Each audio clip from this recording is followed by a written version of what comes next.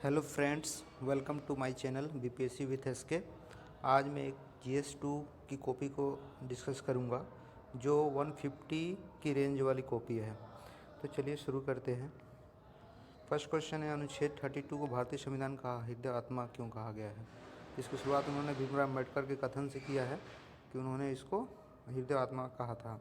फिर उन्होंने 5 तरह के जो रीट होते हैं इसके अंतर्गत उन्होंने इसको लिखा है। फिर इसमें अनुच्छेद 32 के अंतर्गत अपरिट दायर करने का अधिकार है। प्रतिषेध और उत्प्रेषण न्यायालय से संबंधित रीट है। यह व्यक्ति के अधिकारों को सुरक्षित करती है एवं लोकतंत्र को मजबूत करती है। चूँकि 32 समानता बढ़ाती है एवं मनमाने रवैये पर रोक लगाती है, इसलिए इसे आत्मा कहा गया है। तो अच्छा अटैम्प्ट है हुआ एक क्वेश्चन। सेकंड क्वेश्चन का इन्होंने लिखा है, राजनीतिक अपराधीकरण का इन्होंने डिफाइन करा है। फिर अपराधियों का राजनीतिकरण का डिफाइन करा है। फिर इन एक डाटा के अनुसार बताया कि 18वीं लोकसभा में 251 सांसदों के प्रति आपराधिक मामले हैं।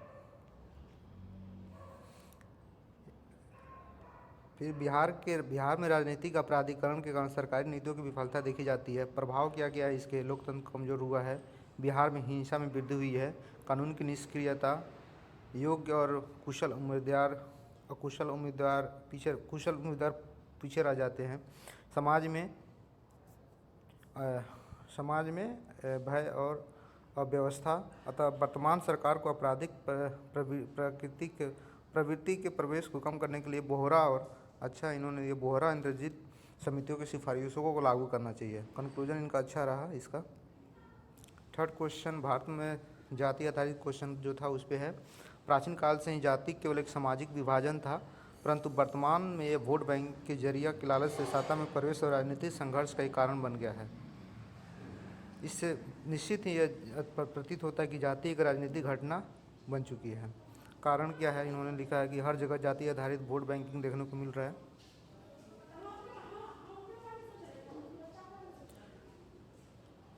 राजनीतिक दलों द्वारा जाति के आधार पर वोट मांगना। कुछ राजनीतिक दल जाति के आधार पर अकुशल और अयोग्य प्रतिनिधियों को सत्ता में प्रवेश कराते हैं। भाई भतीजावाद को बढ़ावा देता है। बिहार में जाति व्यवस्था से संघर्ष हो, जातीय जनगणना जो हुआ था उससे संघर्ष देखने को मिला है, इन्होंने ये भी लिखा है। अतः राजनीति आधारित जाति व्यवस्था भारत के लिए अलगाववाद के खतरों को उत्पन्न करती है।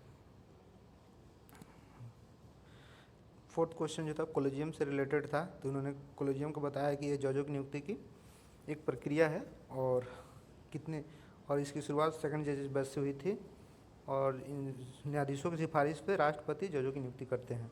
आलोचना का मुद्दा इन्होंने लिखा है कि न्यायिक निकायों द्वारा ही न्यायाधीशों की प्रकृति न्याय के विपरीत है।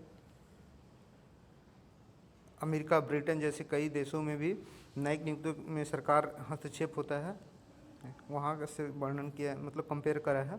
न्यायिक समीक्षी नियुक्ति आयोग को रद्द होने के बाद ये विवाद तेजी में, एनजेएसी जो गठन हुआ था उसको रद्द करने के बाद ये ज़्यादा चर्चा में आया था। भाई भतीजावाद में वृद्धि होती है। समाधान इन्होंने बताया है कि एक सहयोगात्मक और सर्वसम्मति से पारित नियुक्ति के द्वारा ही हो सकता है।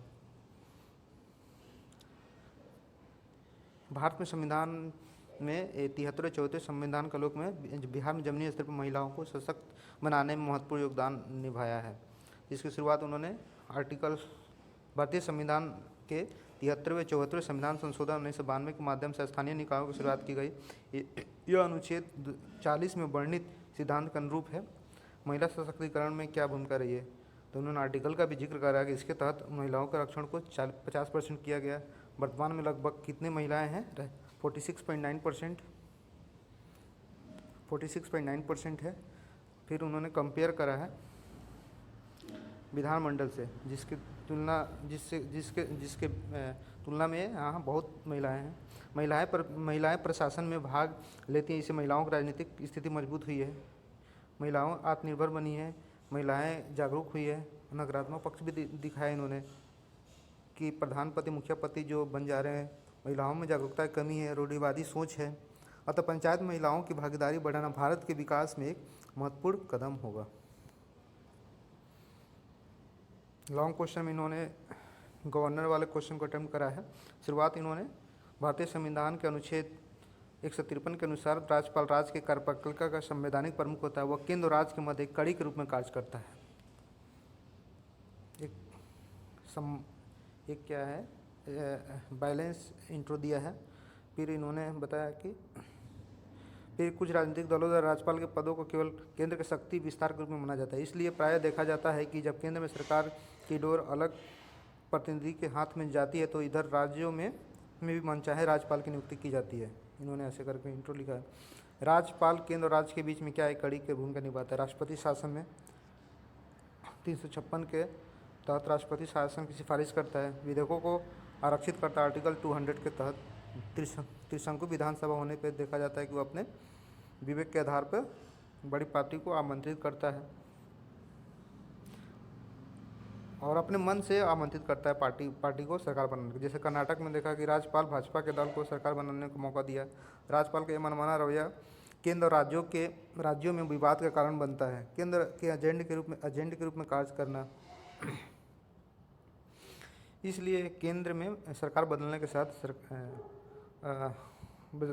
सरकार अपने एजेंट को भी बदल देती है ताकि राज्यपाल के शासित दल के सरकार के अनुकूल कार्य करवा सके। दूसरा पक्ष ये है इसका, एक दूसरे के पक्ष की बात करें तो यह पूर्णतः सत्य नहीं है। राज्यपाल केवल केंद्र के दिशा निर्देशन कार्य करता है। राज्य के संवैधानिक प्रमुख के नाते राज्यपाल को वित्तीय आपातकालीन मतलब राज्य के प्रति भी उसका दायित्व है। राज्य के विवेकाधिकार भी कुछ शक्ति है। राज्य अपने स्वविवेक शक्ति से विधेयकों को राष्ट्रपति के लिए विचार हेतु रखता है, परंतु हाल ही में सुप्रीम कोर्ट के निर्णय में 3 माह की समय सीमा तय कर दी गई है। राज्य में संवैधानिक तंत्र की विफलता होने पर राज्य पर राष्ट्रपति शासन की घोषणा कर सकता है।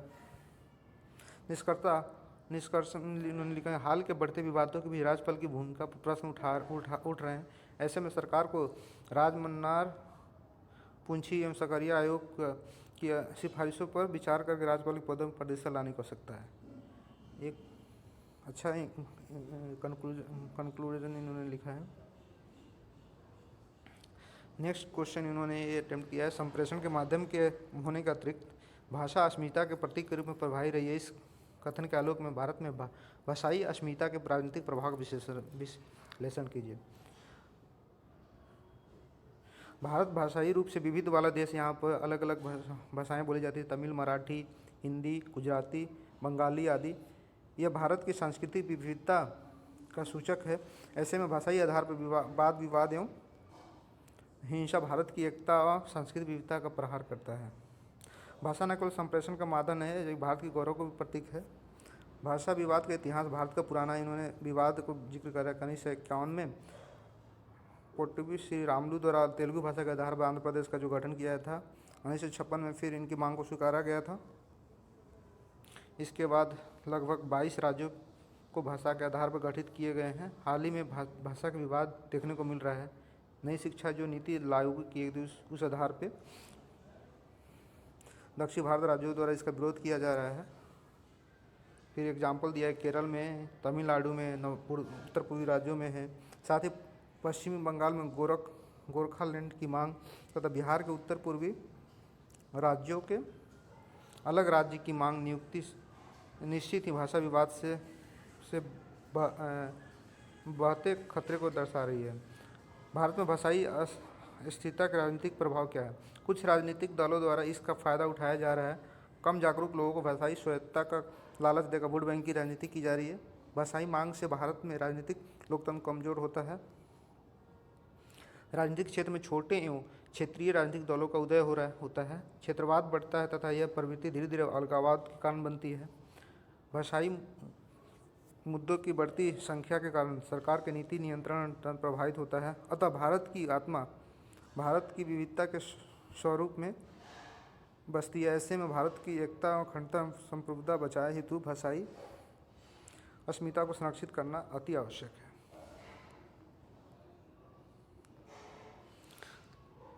अब नेक्स्ट क्वेश्चन भारत में शीतकालीन वर्षा के बारे में था, तो जिसमें उन्होंने लिखा है, भारत में शीतकालीन वर्षा का प्रमुख पश्चिमी विक्षोभ है, वेस्टर्न डिस्टर्ब के बारे में लिखा है। फिर लौटती मानसून से उत्तर पूर्वी दक्षिण मानसून से तमिलनाडु आंध्र प्रदेश में चक्रवात के साथ वर्षा आती है। जलवायु परिस्थिति है कि उत्तर भारत में उच्च दाब जेट स्ट्रीम फिर मैप के थ्रू बताया इन्होंने पश्चिमी विक्षोभ को यहाँ पर लौटती मानसून को तथा शीतकालीन वर्षा रबी फसल के लिए लाभदायक होती है। मैंग्रोव से संबंधित प्रश्न का इन्होंने अच्छा उत्तर लिखा है। भारत में मैंग्रोव वन मुख्यतः दलदली क्षेत्रों में पाए जाते हैं। मैप के थ्रू दिखाया है यहाँ वेस्ट बंगाल, पश्चिमी घाट, कच्छ, किरण। मैंग्रोव वन के पर्यावरणीय लाभ के मंद मिट्टी को अपने जड़ों से बांधे रखती है, सफ़ेद बाघ का प्राकृतिक निवास है, जैव विविधता संरक्षण में सहायक है, जल से प्रदूषण तत्वों को अवशोषित कर ऑक्सीजन की मात्रा नियंत्रित होती है। औषधि के आर्थिक लाभ क्या है? औषधि के रूप में यूज होता है, लकड़ियों के रूप में मुलायम उपयोगी टोकरी बनाने में। अतः मैंग्रोव वन के पर्यावरणीय और आर्थिक लाभ को देखते हुए इसका संरक्षण अति आवश्यक बढ़ जाती है। मिलेट्स से रिलेटेड क्वेश्चन। भारत में जलवायु रूप से विविध प्रदेश है। यहाँ कुछ क्षेत्रों में बाढ़ तो कुछ क्षेत्रों में सूखा की समस्या बनी रहती है। ऐसे में मिलेट्स को उत्पादन कर इस स्थिति को लाभ प्राप्त किया जा सकता है। मिलेट्स वाले क्षेत्रों को इन्होंने मैप के थ्रू दिखाया है। राजस्थान, कर्नाटका।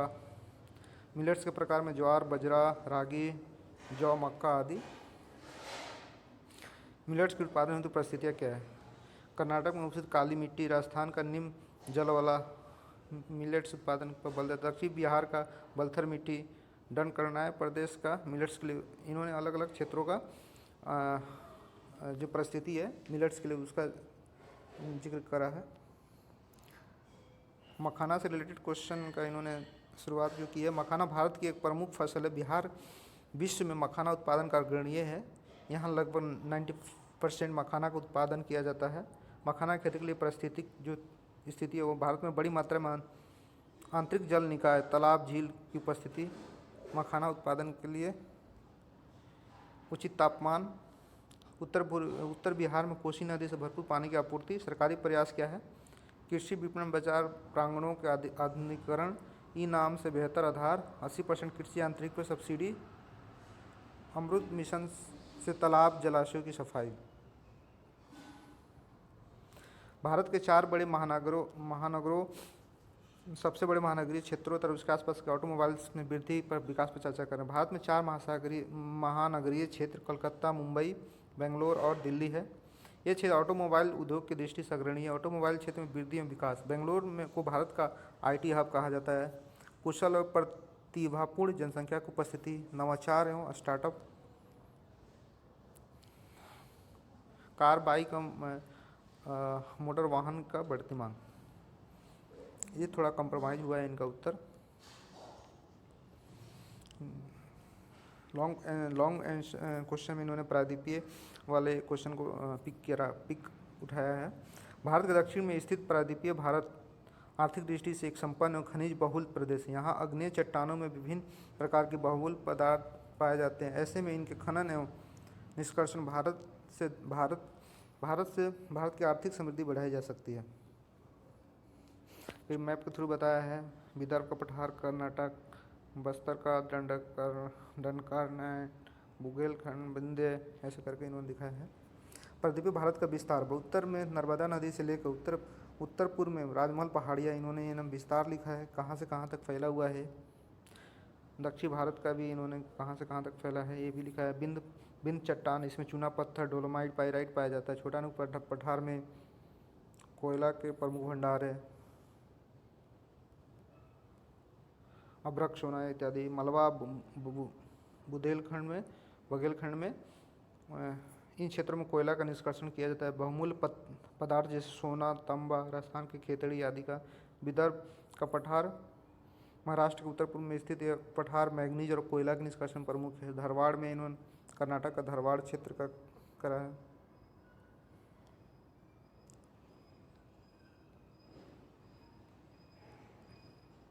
सोने के निक्षेप से समृद्ध चट्टानों का भूवैज्ञानिक संरचना की बात करें तो इन्होंने लिखा दक्षिण के प्रायद्वीपीय पठार के चट्टान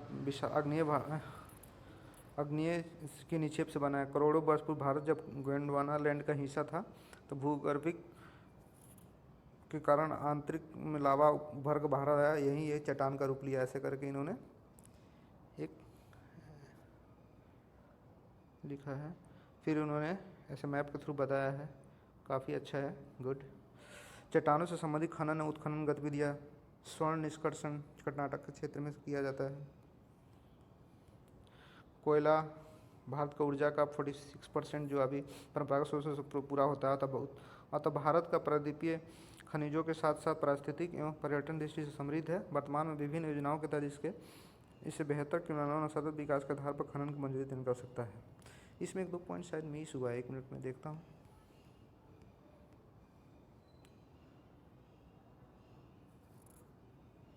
भूगार्मिक संरचना संबंधित खनन और खनन गतिविधियों के बारे में लिखना था। इसमें थोड़ा सा चैलेंजेस भी लिखना जरूरी था। चलिए आगे देखते हैं।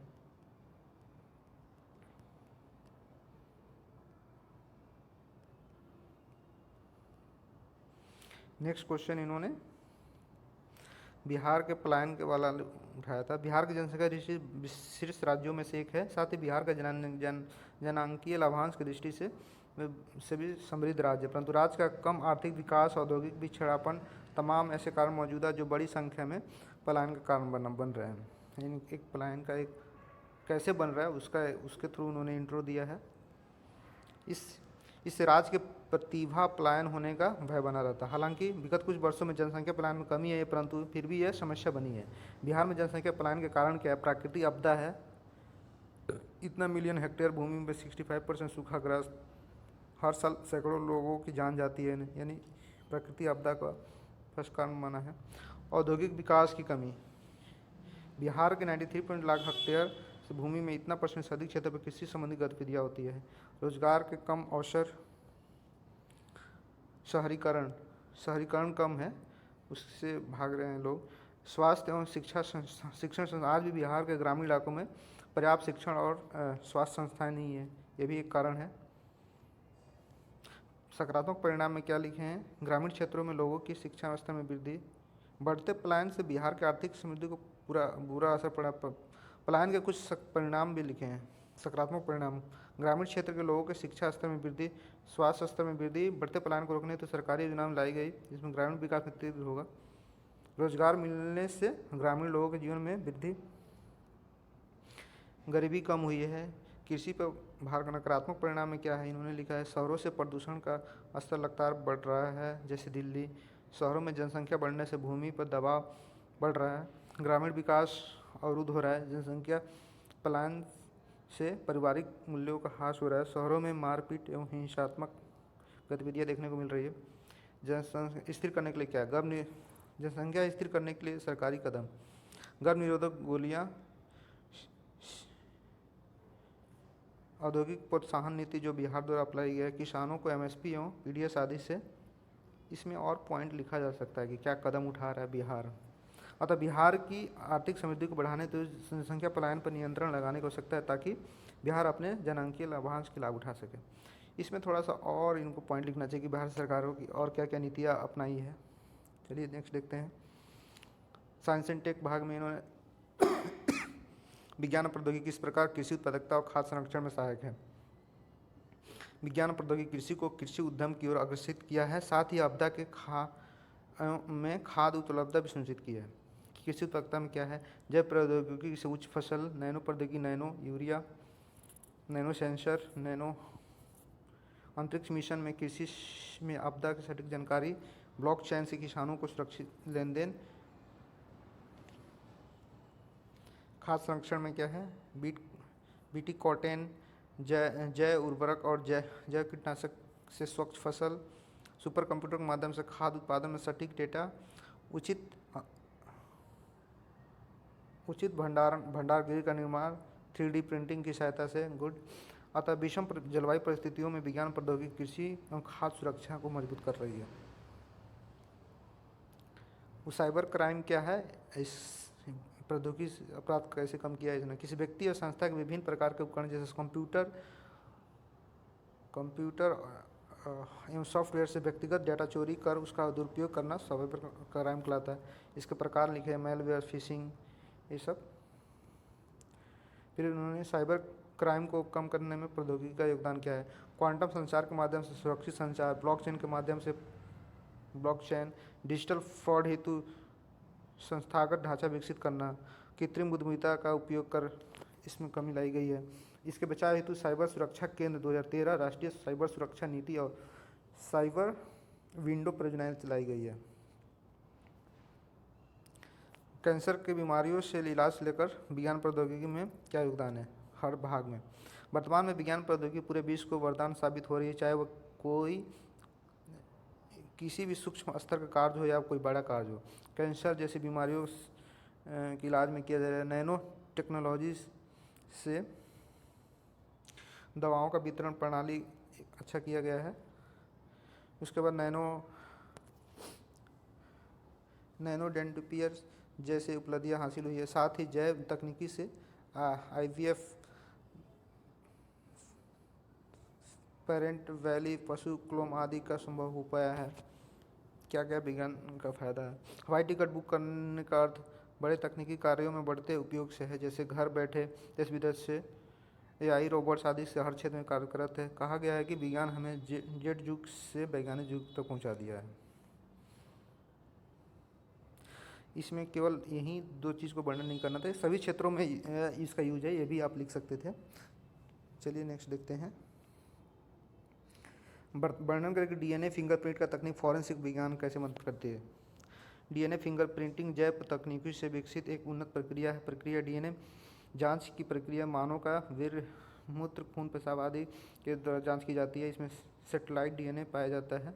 ऐसा ऐसा करके उन्होंने लिखा है कि क्या है DNA में परिरक्षण।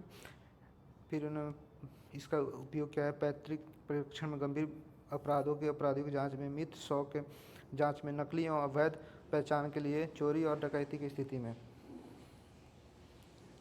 स्टेम शिक्षा क्या है, और ये बिहार के संदर्भ में लिखना था। स्टेम शिक्षा का तात्पर्य विज्ञान, तकनीकी, अभियांत्रिक और चिकित्सीय शिक्षा को बढ़ावा देना है। बिहार में स्टेम को बढ़ावा देकर विज्ञान और तकनीकी के क्षेत्र में नवाचार को बढ़ाया जा सकता है। विज्ञान में बिहार में छात्रों को विज्ञान में शिक्षा बढ़ावा देकर आगामी तकनीकी होती है कुशल कार्यबल तैयार किया जाना।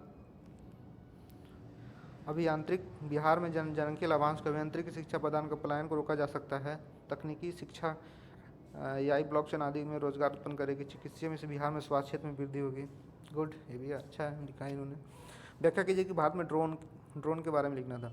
ड्रोन का बड़े पैमानों पर जैसे उपयोग किया जाए। वर्तमान भारतीय वायुसेना, नौसेना, थल सेना ड्रोन का उपयोग कर राष्ट्रीय सुरक्षा बढ़ाया जा रहा है, जो निम्नलिखित है। ड्रोन तकनीकी से सीमा गश्ती में कुछ विशेष उपकरणों में ड्रोन परमाणु डिटेक्टर के रूप में कार्य करते हैं। डिटेरेट। दुर्गम पहाड़ी क्षेत्रों में ड्रोन प्रौद्योगिकी का महत्वपूर्ण साबित है। दुर्गम इलाकों में राष्ट्रीय हित में, सुरक्षित इलाकों और सटीक विश्लेषण में, निष्कर्षतः अशांत एवं आतंकवादी क्षेत्रों में ड्रोन प्रौद्योगिकी अग्रणी भूमिका में। इन्होंने लॉन्ग में भारत में कैसे चंद्रयान, मंगलयान जैसे महत्वपूर्ण मील के पत्थर विश्व स्तर पर भारत के अंतरिक्ष महत्व को बढ़ाया है, और इसका उपयोग कृषि, आपदा और शहरी नियोजन में लिखना है। भारत लगातार बढ़ते अंतरिक्ष मिशन ने वैश्विक स्तर पर ध्यान आकर्षित किया है। वर्ष 2023 में लॉन्च हुए चंद्रयान मिशन और आगामी इसरो के कुछ मिशन भारत की वैश्विक स्थिति के साथ साथ अर्थव्यवस्था, कृषि और नियोजन को बढ़ावा दिया है। भारत का चंद्रयान मिशन 2008 में, चंद्रयान 2 2019 में, 2023 वाला इन्होंने वर्णन किया है।